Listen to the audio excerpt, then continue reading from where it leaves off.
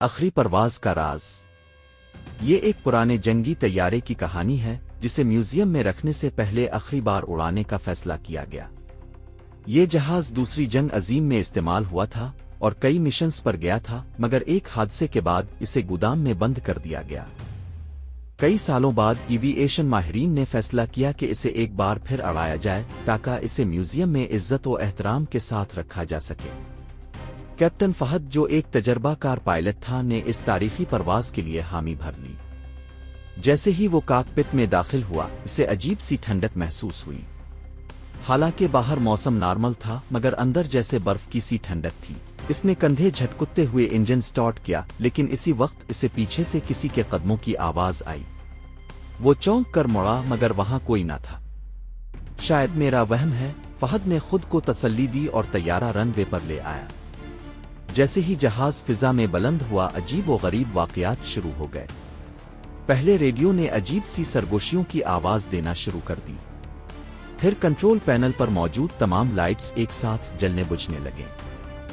फहद को पसीने आ गया, मगर वो घबराहट छुपाते हुए तैयारे को काबू में रखने की कोशिश करने लगा। अचानक तैयारे के अंदर धुंध भरने लगी। कॉकपिट के शीशे पर धुंध की एक मोटी तह जम गई और बाहर का मंजर धुंधला हो गया। फहद ने हाथ बढ़ाकर शीशा साफ करने की कोशिश की, लेकिन जैसे ही इसकी उंगलियां शीशे को लगे, इसे लगा जैसे किसी ने अंदर से इसका हाथ पकड़ लिया हो। ये मुमकिन नहीं, मैं अकेला हूं। फहद का दिल जोर जोर से धड़कने लगा। इसी लम्हे एक मकरूह हंसी सुनाई दी और रेडियो पर एक खौफनाक सरगोशी गूंजी, ये जहाज कभी नहीं उतरेगा। अचानक तैयारे का लैंडिंग गियर फेल हो गया और कंट्रोल सिस्टम जवाब देने लगा। फहद ने घबरा कर मदद के लिए कंट्रोल टावर से राब्ता करने की कोशिश की, मगर जवाब में सिर्फ शोर और किसी की चीख सुनाई दी। तैयारा तेजी से नीचे गिरने लगा। गिरने से चंद सेकंड पहले फहद ने एक झटके से ऊपर देखा। सामने खिड़की में एक जला हुआ चेहरा मुस्कुरा रहा था।